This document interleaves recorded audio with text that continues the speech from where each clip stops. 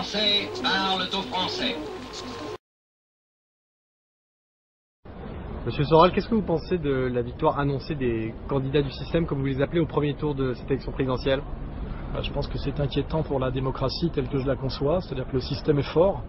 Il arrive à imposer deux candidats qui sont très médiocres et même très inquiétants, qui sont sur le programme du oui à la Constitution européenne, donc les Français avaient majoritairement refusé. Et à coup de matraquage médiatique, ils ont réussi à les imposer entre guillemets au public, parce que moi j'appelle pas ça des électeurs ni des citoyens à ce niveau-là, j'appelle ça du public, des consommateurs.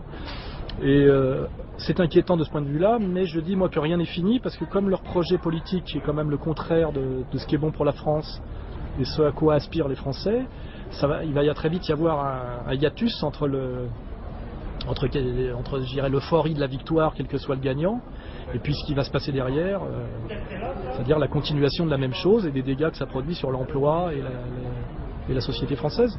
Donc je pense que rien n'est, comme disait De Gaulle, on a perdu une bataille mais pas la guerre, tout continue quoi. Mais donc pour vous, la responsabilité des médias est importante dans l'issue de ce scrutin? C'est ce que j'appelle la puissance du système. C'est sûr que si Le Pen était traité à égalité avec les autres, ça serait pas pareil. C'est une course à handicap terrible.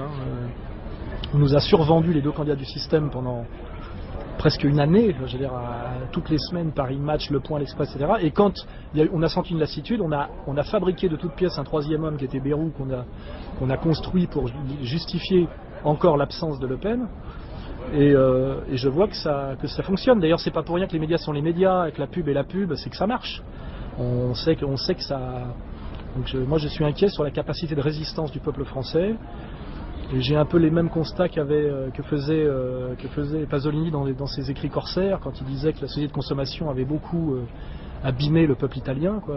Et je pense qu'effectivement, moi je pense que Le Pen mérite la France, mais je ne suis pas sûr que la France et les Français tels qu'ils sont aujourd'hui méritent Le Pen. C'est ça qui m'inquiète, quoi. C'est ce peuple de France qui est capable de porter en finale un agent américain et comment dirais-je, une hôtesse, qui sont deux personnages inquiétants pour moi à tous les niveaux. Ce ne sont pas des personnages politiques de premier plan. Je veux dire, même Chirac à côté est un homme politique, quoi.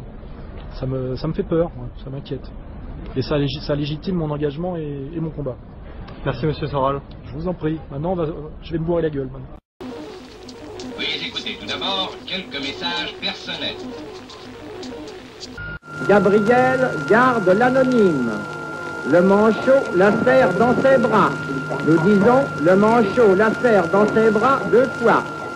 Le fantôme n'est pas bavard.